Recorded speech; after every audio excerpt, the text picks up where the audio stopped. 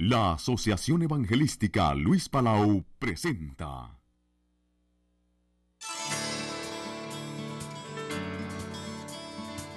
Instituto Bíblico de Superación Ministerial, Dr. Luis Palau. Muchos saludos, mis queridos consiervos en la obra del Señor. Les saluda Luis Palau con el placer de presentarles esta serie de estudios de superación ministerial en un curso de videocassettes especialmente preparado.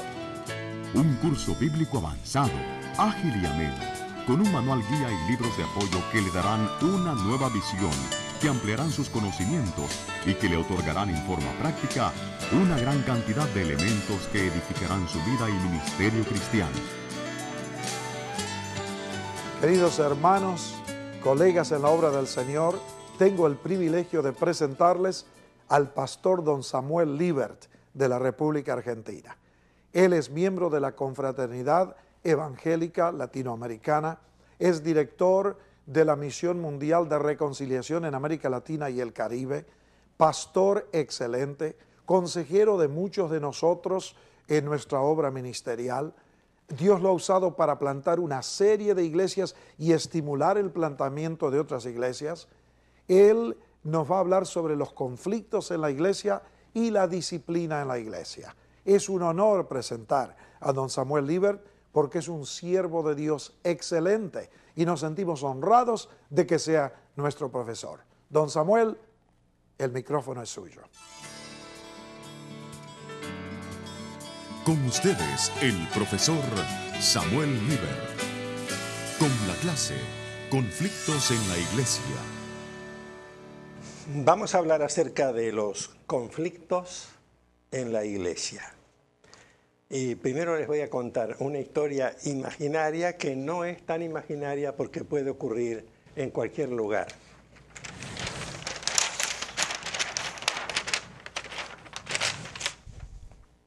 Imaginen ustedes un pastor de edad avanzada que está a punto de terminar su ministerio porque va a pasar a una situación de retiro. Y al mismo tiempo, supongan ustedes que este pastor de edad avanzada es reemplazado por un pastor joven. No un hombre sin experiencia, pero un hombre mucho menor. Imaginemos que este hombre tiene algo más de 70 años y este joven alrededor de 30 o 35 años. Ahora, este pastor mayor representa una serie de tradiciones que si las ha desarrollado, las ha transmitido a su iglesia durante mucho tiempo, han influido en la estructura de la iglesia y en el pensamiento de la gente. Este pastor joven representa la nueva generación, su perspectiva diferente, una perspectiva tan sana como la del pastor mayor, pero sin embargo con un enfoque más adaptado a su edad y a la edad de la gente joven de su iglesia y también al contexto, es decir, a cuánto rodea al pastor en la circunstancia especial en que se halla. Imaginen ese caso, porque en una congregación numerosa que crece visiblemente, la gente se siente cómoda con el pastor mayor, pero llega el pastor joven para sustituir al pastor mayor.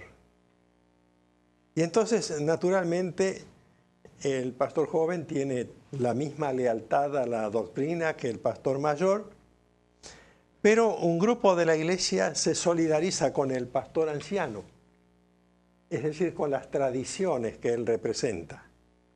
Y otro grupo de la iglesia se solidariza con la visión del pastor joven y con todo lo que él representa en sanas inquietudes que él poseía también con un programa especial que él venía a plantear para la iglesia. Entonces, un grupo está con este pastor y un grupo está con este pastor. Un grupo representa la nueva generación con todas sus inquietudes y su deseo de adaptarse sin renunciar a la doctrina, de adaptarse a las necesidades propias de este mundo que continuamente se está renovando. Y el otro grupo trata de mantener a toda costa la lealtad a tradiciones, principios y formas de culto orientadas por el pastor mayor. Esto ocurre en todas partes, en todos los países. Es un conflicto entre personas que tratan de hacer las cosas bien, entre grupos que quieren lo mejor para la iglesia. Este grupo, el que apoya al pastor joven, quiere lo mejor para la iglesia. Este grupo, el que apoya al pastor mayor o a las tradiciones que él representa, quiere lo mejor para la iglesia. ¿Cómo solucionar este problema? Porque ese problema es real. Hay problemas que ocurren en una buena iglesia, en una iglesia bien formada, bien adoctrinada, y que inesperadamente se plantean a la congregación. Entonces, quisiéramos ver cómo van surgiendo estas cosas, porque es de esperar que haya conflictos, no que es deseable que haya conflictos, sino que los conflictos siempre se producen. Cuando algunos de nosotros hemos estado muchos años en el pastorado, sabemos que estas cosas ocurren. Fíjense que es tan natural que la gente discuta sobre cosas que un día Jesús se dio vuelta y les dijo a los discípulos cuando llegaban a Capernaum, ¿qué estaban discutiendo entre ustedes en el camino? Esa pregunta está ahí en Marcos capítulo 9, versículos 33 y 34. ¿Qué disputabais entre vosotros en el camino? Pero ellos callaron porque en el camino habían disputado entre sí quién había de ser el mayor. Era una discusión casi completamente obvia en un grupo de discípulos tan heterogéneo como tenía Jesús. Otro caso de conflicto que es bien conocido es el de Pablo y Bernabé. Ustedes recuerdan ese relato que está allí en el libro de los Hechos, capítulo 15, cuando se forma la diferencia de opinión entre Pablo y Bernabé a causa de Marcos, porque Marcos los había abandonado en el camino y entonces Pablo no lo quería llevar más y Bernabé quería llevarlo no solamente por apoyar a un joven, posiblemente adolescente, sino también porque era sobrino. Es decir, había vínculos familiares y eso causó un conflicto. Otro conflicto que también vamos a ver más adelante es el conflicto que hubo entre Pablo y Pedro, que está relatado en Gálatas capítulo 2, cuando Pablo se enojó con Pedro y lo pone en la carta a los Gálatas, diciendo yo tuve que discutir con Pedro por la actitud de Pedro de asumir las cosas con cierto grado de hipocresía para quedar bien con cierta gente. Y también hay otros problemas como los de los conflictos en la iglesia de Corinto, entre los seguidores de Pablo, de Apolos, de Cefas y supuestamente de Cristo, que invocaban razones de tipo personal para justificar su identificación como grupos. Lo que vamos a ver hoy es algunas de las razones que pueden llevar a conflictos en la iglesia. Estas no son todas las causas, son algunas de las causas. Vamos a ir mirándolas un poquito, después trataremos algunas de estas más específicamente, pero primero vamos a hacer una enumeración que es bastante importante como para recordarlas. Primero, enfrentamientos entre familias o dentro de una misma familia. Se entiende, familias que forman parte de la iglesia. Segundo, innovaciones doctrinales o diferencias de interpretación de pasajes bíblicos que a veces producen conflictos serios cuando la doctrina que habitualmente es aceptada por la iglesia intenta ser modificada por algún sector. Tercero, innovaciones en el programa de la iglesia, rechazadas por un sector. Cuando la iglesia decide tener, por ejemplo, varios cultos simultáneos. Mi iglesia es un caso parecido porque tuvimos que decidir que como la congregación es muy grande y el templo no nos alcanza, hacemos 7 cultos a la misma hora, simultáneamente. 7 cultos en 7 lugares distintos, porque es la manera de ministrar a toda la gente. Y a veces hay sectores que pueden rechazar ese concepto porque prefieren juntar a toda la congregación. Cuarto, acción de hermanos prominentes que desean hacer cumplir su propia voluntad. Ustedes saben que hay siempre algunos líderes que consideran que ellos poseen el monopolio de la verdad. Quinto, ministros, pastores u otros ministros dominantes que ejercen una especie de dictadura y no prestan atención a la voz del pueblo de Dios ni a la manera como el Espíritu puede trabajar a través de otros hermanos. Sexto, batallas de poder entre el liderazgo. Esto también es muy frecuente, que entre los líderes discutan, como pasó entre los discípulos, cuál es el mayor, pero cuál es el que tiene más poder dentro de la dirección de la iglesia. Séptimo, medidas disciplinarias contra hermanos influyentes, porque hay hermanos que se consideran intocables y si uno los amonesta o los exhorta, se sienten incómodos y molestos. Octavo, viejos resentimientos entre algunos miembros. Miembros que están enojados con otros desde hace 30 o 40 años o 20 años y no alcanzan a reconciliarse entre sí y forman partidos a su alrededor. Noveno, problemas emocionales de miembros con enfermedades psicológicas. Son miembros mentalmente enfermos y que a veces a causa de su enfermedad suelen plantear toda clase de conflictos en la vida de la iglesia. Décimo, diferencias de opinión en asuntos administrativos o técnicos. Estas diferencias de opinión obviamente son válidas, pero muchas veces engendran conflictos muy serios si no se saben manejar. Un décimo, innovaciones en las formas del culto. Si hay que aplaudir, si no hay que aplaudir, si hay que levantar las manos, si no hay que levantarlas, etc. Las innovaciones suelen producir también conflictos. Duodécimo, existencia de partidos, fracciones o grupos que hacen política eclesiástica, que intentan ejercer influencia o tomar posiciones de presión sobre los pastores o sobre la congregación. Décimo tercero, preferencias o prioridades en el calendario de actividades o en el presupuesto. Cuando la iglesia estudia su presupuesto, qué cantidad se asigna para determinado programa. Y los responsables de cada programa suelen entrar en conflicto con otros a causa de las cantidades de dinero que se asignan a ciertos énfasis en el calendario de actividades de la iglesia. Décimo cuarto, discordias en el manejo de instituciones anexas. Cuando las iglesias tienen escuelas o institutos, algunas tienen servicio médico u otras cosas, hay discordias a veces en el criterio a seguir o en el modo de hacer las cosas que producen también conflictos. Décimo quinto, discrepancias denominacionales.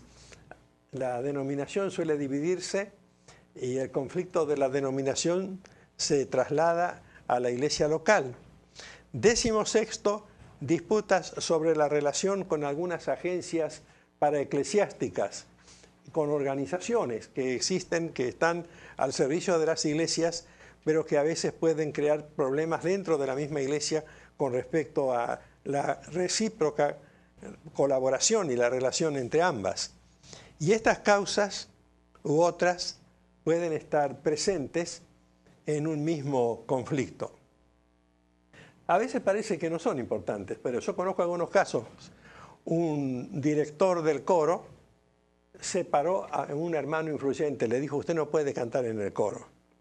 La razón era que este hermano era sumamente desafinado y estaba en conflicto con todo lo que sea música. Por añadidura tenía voz fuerte, de manera que con su voz fuerte y su desafinación arruinaba todo el coro, pero él era un miembro influyente en la iglesia y no quería salir del coro. Cuando el director le dijo que salga del coro, él engendró todo un problema. El canto no era su don, pero él no quiso aceptar la decisión del ministro de Música y con su familia produjo un gran disturbio. Así que un pequeño detalle puede producir un gran disturbio en la vida de la iglesia que casi le cuesta la posición al propio ministro de Música, que había decidido excluir del coro a un hermano desafinado. Y de ambos lados había argumentos que a veces parecen humorísticos, porque el hermano desafinado decía que lo que él quería era servir al Señor, pero podía servir al Señor en muchas otras cosas, y no precisamente en esa donde él impedía que los otros ofrecieran debidamente al Señor una adoración razonable.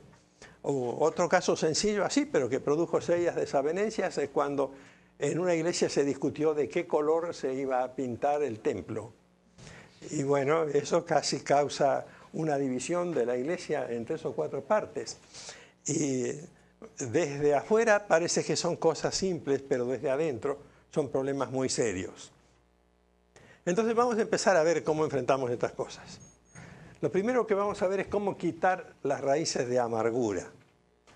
Allí en Hebreos, capítulo 12, en la carta a los Hebreos, en el capítulo 12, hay una recomendación muy importante en los versículos 14, 15 y 16. Seguid la paz con todos y la santidad sin la cual nadie verá al Señor. Después dice más adelante, mirad bien, no sea que alguno deje de alcanzar la gracia de Dios, que brotando alguna raíz de amargura os estorbe y por ella muchos sean contaminados. No sea que haya algún fornicario o profano como Esaú, que por una sola comida vendió su primogenitura. Aquí hay un buen consejo. Seguid la paz con todos y la santidad. Esto estaba dirigido a los hebreos. Bueno, también a todos nosotros, por supuesto. Pero ustedes saben que la gente en las sinagogas estaba acostumbrada a discutir con los inconversos, con los más débiles o con algunos maestros que llegaban, como cuando Pablo visitaba una sinagoga, y entonces en vez de seguir la paz hacían la guerra porque estaban enfrentados o involucrados en polémicas, y el autor de la epístola los exhorta a seguir en el original hablaba de correr rápidamente en pos de alguien, de algo, es decir, buscar la paz en forma urgente, buscar la paz de manera que sea hecha con diligencia, con sensación de necesidad, impedir que el conflicto llegue a tener raíz, porque cuando uno no interviene rápidamente, el conflicto comienza a agudizarse. Y entonces, como dice la Biblia en el libro de Deuteronomio, hay una raíz que produce hiel y ajenjo. En uno de los manuscritos de los 70 dice una raíz amargura o raíz de amargura que causa disturbio. Hay cristianos que se apartan del Señor por resentimientos viejos o están amargados continuamente, no se pueden olvidar. Recuerdan con dolor, con tristeza, con rencor, alguna injusticia de la que fueron víctimas, una injusticia real o una injusticia imaginaria.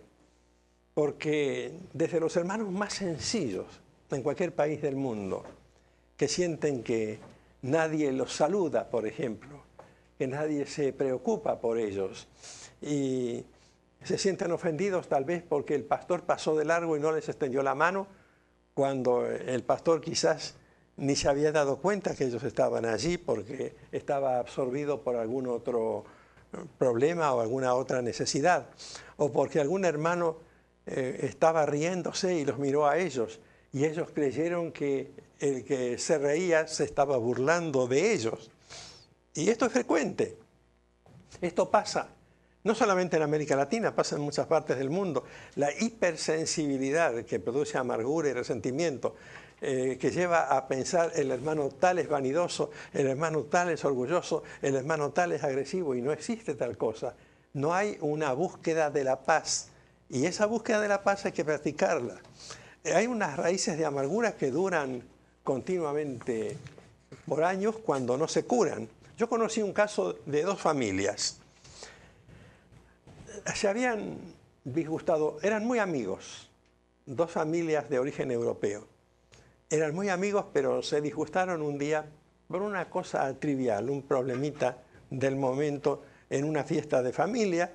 No se pusieron de acuerdo en un pequeño punto en que se podían haber puesto de acuerdo, y entonces se enojaron.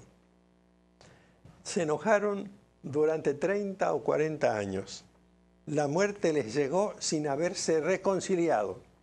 Siempre rechazaron todo intento de mediación. Vivían en la misma vecindad, bastante cerca el uno del otro, pero como entre sí no se podían aceptar, se congregaban en iglesias distintas. Creían que de esa manera servían al Señor. Yo conocí a esas familias y fui uno de los que intentó lograr reconciliación entre ellos. Entonces visitaba a una de las familias y estaban todos los versículos de la Biblia colgados en la pared, ¿no? Alabemos al Señor, etc. Él es un huésped en nuestra casa. En la otra casa iba y era exactamente lo mismo, los mismos versículos, las mismas cosas, el mismo lenguaje cristiano, pero cuando decía hay que reconciliarse con fulano, no me pida eso no. Pero mire, van a estar juntos en el cielo. Mire, hermano, de eso déjelo por ahora, no venga con ese argumento, yo al hermano tal no le voy a perdonar. Entonces iba uno al otro hermano, ¿por qué no va usted y trata de buscar la amistad y el afecto? Ni me hable, pastor, ni me lo mencione. Yo no era el pastor de ellos, era amigo de ellos, porque ellos pertenecían a otras iglesias. Y entonces fue imposible. Fueron exhortadas, amonestadas, reprendidas las dos familias sin lograrlo.